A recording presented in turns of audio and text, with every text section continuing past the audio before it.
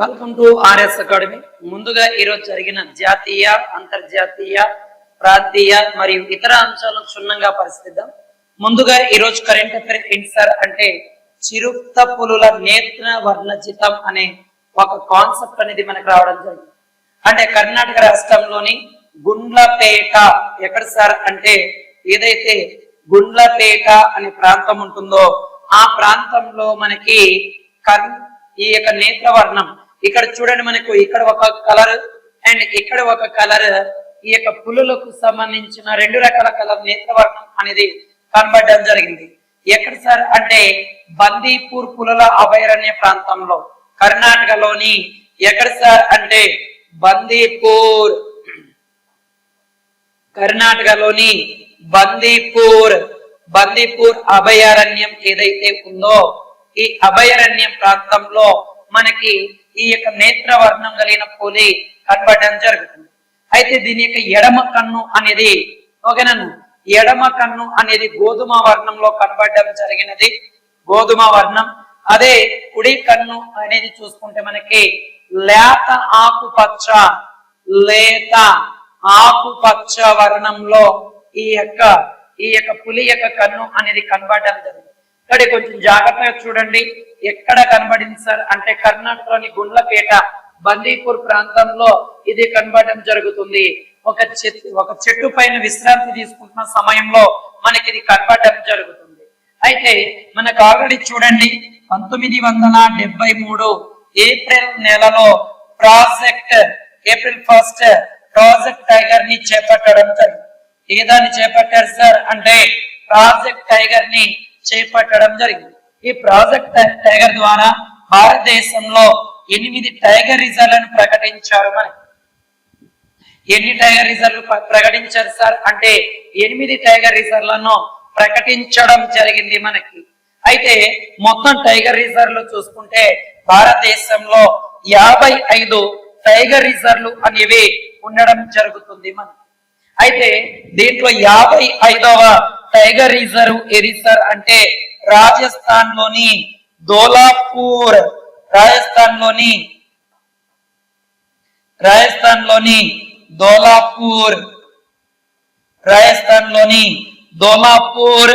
కరౌలి అని tiger reserve అనేది ఉండడం జరుగుతుంది. అంటే భారతదేశంలో మొత్తం 55 టైగర్ రిజర్వ్లు ఉన్నాయి. 55వ టైగర్ రిజర్వ్ ధోలాపూర్ కరౌలి ఇది ఎక్కడుంది సార్ అంటే రాజస్థాన్ రాష్ట్రంలో ఉండడం జరుగుతుంది. అయితే భారతదేశంలో మొదటి టైగర్ రిజర్వ్ ఏది సార్ అంటే మనకి మొదటి tiger reserve Bandipur tiger reserve ఎక్కడుంది సార్ అంటే కర్ణాటకలో ఉండడం జరుగుతుంది మనకి ఇది. అయితే జూలై 29వ తారీఖుని ఇంటర్నేషనల్ టైగర్ డేగా కూడా నిర్వహించడం జరుగుతుంది. కాబట్టి దీన్ని కొంచెం జాగ్రత్తగా మనము దీన్ని గమనిస్తే సరిపోతుంది. నెక్స్ట్ కరెంట్ అఫైర్ విషయానికి వెళ్ళిపోతే భారతదేశం పర్యాటక రంగంలో స్థానం. అయితే భారతదేశం పర్యాటక రంగంలో వరల్డ్ ఎకానమీ ఫోరం ప్రకటించిన టూరిజం పర్యాటక ఏదైతే పర్యాటక రంగం ఉంటుందో ఈ పర్యాటక రంగంలో ఈ యొక్క travel and tourism development index travel and tourism development index లో మొత్తం కూడా 119 దేశాల్లో భారత్ యొక్క స్థానం 39వ స్థానంలో ఉండడం జరుగుతుంది. కానీ కొంచెం జాగ్రత్తగా చూడండి అన్న, మొత్తం కూడా మనకి 119 దేశాల్లో భారతదేశం యొక్క స్థానం 39వ స్థానం. అయితే ఈ యొక్క దీన్ని ప్రకటించలేదు సార్ అంటే వరల్డ్ ఎకనామికల్ ఫోరం అనేది ప్రకటిస్తుంది. అయితే దీన్ని world and tourism development index అనే పేరుతో దీన్ని ప్రచురించడం జరిగింది. నెక్స్ట్ కరెంట్ అఫైర్ చూసుకుంటే విపత్తు నిర్వహణ బిల్లు సవరణ చేయడం జరిగింది. 2024 సంవత్సరంలో డిజాస్టర్ మేనేజ్మెంట్ బిల్ అమెండ్మెంట్ అనేది చేయడం జరిగింది. అంటే దీన్ని మనం ఏమంటాం సార్ అంటే విపత్తు విపత్తు సవరణ విపత్తు సవరణ బిల్లు. ఓకేనా, విపత్తు నిర్వహణ సవరణ బిల్లును ఇచ్చేయడం జరిగింది. దీన్ని కేంద్ర హోం శాఖ సహాయక మంత్రి ఇది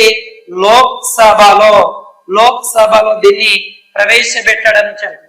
డిజాస్టర్ మేనేజ్మెంట్ అంటే ఏదైనా విపత్తు సంభవించిన తర్వాత లేదంటే విపత్తు సంభవించబోయే ముందు దానిని నిర్వహించడం కోసం చేపట్టేది మనకి ఏదైనా. అలాగే మనకు మొదటి విపత్తు నిర్వహణ చట్టం అనేది 2005లో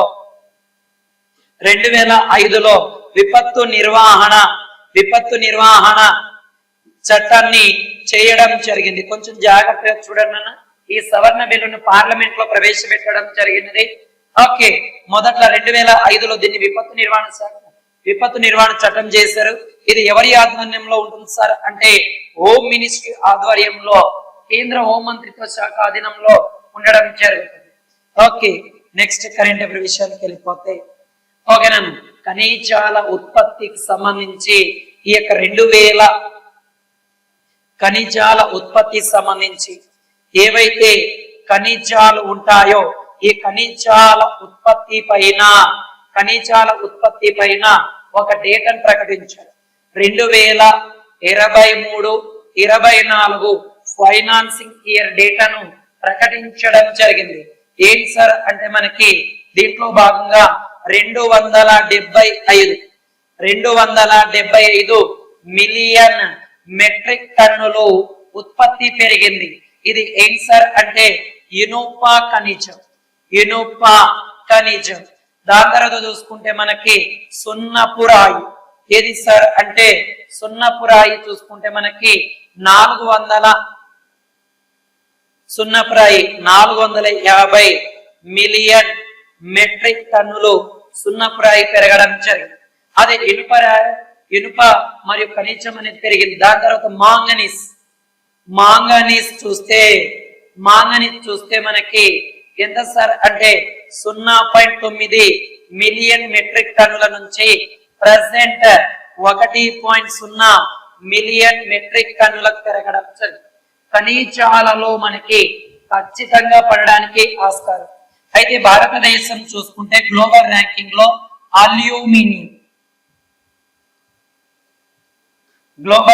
లో చూసుకుంటే అల్యూమినియంలో భారతదేశం స్థానం రెండవ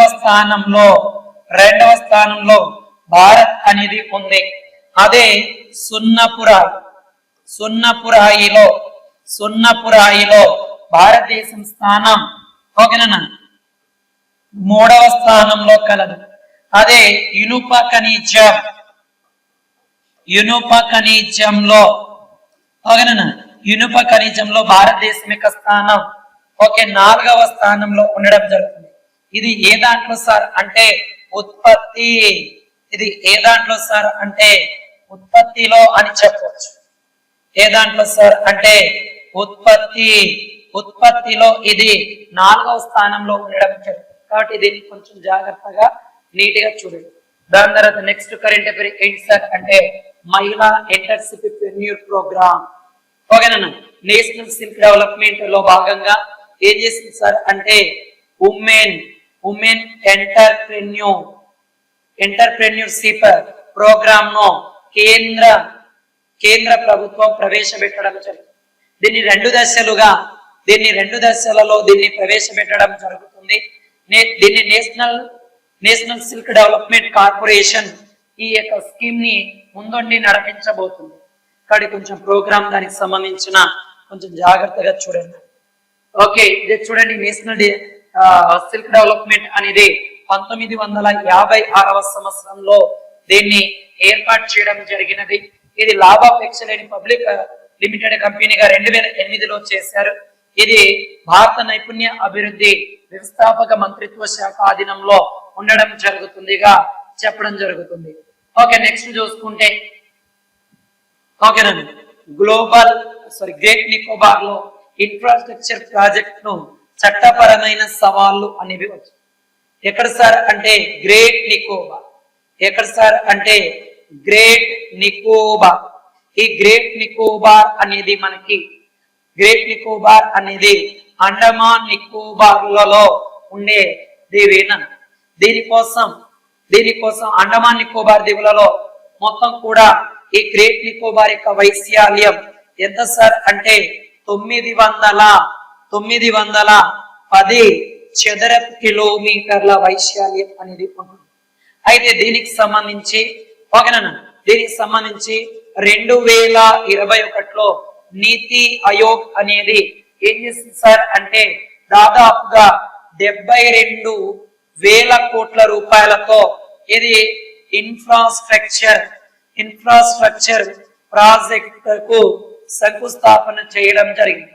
దీనికి సంబంధించి చట్టపరమైన సవాళ్లు అనేవి ఏర్పడినట్టుగా ప్రకటించడం జరిగింది. ఈ గ్రేట్ నికోబార్ 6 డిగ్రీల 45 నిమిషాల వద్ద 6 డిగ్రీల 45 నిమిషాల వద్ద ప్రారంభమవుతుంది. ఇక్కడ చివరగా ఉండేదేవి ఇందిరా పాయింట్ లో గ్రేట్ నికోబార్ లో ఏది సార్ అంటే ఇందిరా పాయింట్ అనేది. ఓకే, ఇది 2004లో వచ్చిన సునామీ కారణంగా మునిగిపోయినది అని చెప్పడం జరిగింది. ఓకే, గ్రేట్ నికోబార్ అనేది చాలా చాలా ఇంపార్టెంట్ అయిన అంశంగా చెప్తారు. నెక్స్ట్ వన్ చూసుకుంటే పిడుగుపాటు కారణంగా మనకి ఒరిస్సా రాష్ట్రంలో తాటి చెట్లను నాటడం జరుగుతుంది. అంటే ఒడిస్సా రాష్ట్రంలో ఏవైతే పిడుగుపడిన తర్వాత ఆ పిడుగుపడే ప్రాంతాల్లో ఏం చేస్తున్నారు అంటే తాటి చెట్లను నాటడం జరుగుతుంది. గత 11 సంవత్సరాలలో దాదాపు 3,790 మంది ఈ పిడుగుపాటు వలన మరణించడం జరిగింది. అందుగాను 2015వ సంవత్సరంలో 2015వ సంవత్సరంలో ఈ పిడుగుపాటును రాష్ట్ర విపత్తుగా ఎవరు ప్రకటించారు సార్ మనకి ఎవరు ప్రకటించారు మనకి ఒడిశా రాష్ట్రం ప్రకటించింది. దానికి గాను వీళ్ళు పిడుగుపాటు జరగకుండా ఉండేందుకు తాటి చెట్లను నాటడం జరుగుతుంది. కానీ ఇది కొంచెం గొప్ప పథకం దాదాపు 11 సంవత్సరాల్లో దాదాపు 3,790 మంది మరణించడం కూడా జరగడం జరిగింది. ఒడిశా రాష్ట్రంలో ఇటీవల ఎలక్షన్ లో ఈ నవీన్ పట్నాయక్ ఓడిపోయి కొత్త సీఎం కూడా వచ్చాడు. దాని తర్వాత ఒడిశా రాష్ట్రం తీర రాష్ట్రం కూడా తూర్పు తీర రాష్ట్రం. ఇక్కడ ఓడరేవు కూడా ఉంది. ఏది సార్ అంటే పారాదీప్ అని ఓడరేవు. ఈశాన్య ఋతుపవనాల వలన అత్యధికంగా నష్టపోయే ఓడరేవు ఇది. నెక్స్ట్ ఓకేనండి. నెక్స్ట్ పింగళి వెంకయ్య జయంతిని ఆగస్టు 2వ తారీఖున పింగళి వెంకయ్య యొక్క జయంతిని నిర్వహించడం జరిగింది. పింగళి వెంకయ్య యొక్క జయంతిని నిర్వహించారు మనకి అయితే ఇతను 1876 ఆగస్టు 2వ తారీఖున ఇదవడం జరిగింది. అయితే తన కెరియర్ ను ఎక్కడ ప్రారంభించారు సార్ అంటే సౌత్ ఆఫ్రికాలో మొదటిసారిగా ఇతను తన కెరియర్ ని ప్రారంభించాడు. సౌత్ ఆఫ్రికాలో బ్రిటన్ సైన్యంలోని ఆంగ్లో బోర్ యుద్ధంలో బ్రిటిష్ సైన్యంలో పనిచేశాడు. సౌత్ ఆఫ్రికాలోని ఆంగ్లో బోర్ యుద్ధంలో ఇతను పని చేయడం జరుగుతుంది. ఓకేనా. 1921లో పింగళి వెంకయ్య ఐఎన్సి సమావేశం విజయవాడలో జరిగినప్పుడు అతను తయారు చేసిన 3 రంగుల జెండాను గాంధీ గారికి ఇవ్వడం జరిగింది. ఓకే, ఈ జెండాలో మధ్యలో ఏముండేది సార్ అంటే ఈ యొక్క గాంధీజీ యొక్క ఏదైతే రాట్నం ఉంటుందో ఆ రాట్నాన్ని పెట్టడం జరిగింది. అయితే ఈ జెండాను 1931 ఐఎన్సి సమావేశంలో అధికారికంగా జెండాను రూపకల్పన చేసి ఆమోదించడం జరిగింది. అందుకోసం ఇతని మరణం తర్వాత 2009లో ఓకేనా ఇండియన్ గవర్నమెంట్ ఒక స్టాంపును కూడా విడుదల చేయడం జరిగింది. అయితే 2014 సంవత్సరంలో ఇండియన్ భారతదేశం యొక్క అత్యున్నత అవార్డు అయిన భారత రత్న అనే అవార్డు కూడా సిఫార్సు చేయడం జరిగింది. ఓకే, ఇలాగా ఇతనికి సంబంధించిన డేటానన్నా కొంచెం జాగ్రత్తగా చూడండి. ఇతని జెండా వెంకయ్య అనే పేరుతో కూడా ఇతన్ని పిలవడం జరుగుతుంది. దాని తర్వాత మనకి నెక్స్ట్ భారతదేశ మత్స్య పరిశ్రమ ఎగుమతుల్లో సంబంధించిన చూస్తే, ఓకేనా, ఇది మనకు అంత అవసరం లేదేనా. నెక్స్ట్ భారతీయ కీర్తిగా వించిన, ఓకేనా, కూచిపూడిలో ప్రముఖమైన ఒక పేరు గుర్తింపులు ఇచ్చేసిన ఎవరు సార్ అంటే కర్ణాటక సంగీతంలో ప్రముఖమైన ఎవరు సార్ అంటే యామిని కృష్ణమూర్తి. ఎవరు సార్ అంటే యామిని కృష్ణమూర్తి. యామిని కృష్ణమూర్తి గారు మరణించారు మనకి. ఇక్కడి ఈమె గురించి కొంచెం జాగ్రత్త చూడండి. 1940 ఓకే, చిత్తూరు జిల్లా మదనపల్లిలో ఈమె జన్మించడం జరిగినది ఈమెను. అయితే ఈమె పద్మభూషణ్, పద్మవిభూషణ్, పద్మశ్రీ అవార్డులను కూడా ఈమె తీసుకోవడం జరిగింది. ఈమె ఏది సార్ అంటే భరతనాట్యం అండ్ కూచిపూడి. ఏది సార్ అంటే కూచిపూడి అండ్ ఒడిస్సీ నృత్యాలతో పాటు కర్ణాటక సంగీతం విద్వాంసంలో ప్రముఖమైన వ్యక్తి. ఓకే, ఇది ఈరోజు జరిగిన కరెంట్ అఫైర్. రేపటి కరెంట్ అఫైర్ లో మిగతా అంశాలు చూద్దాం. ఆర్ఎస్ అకాడమీ కర్నూలు, మీ స్వామి సార్. జై హింద్.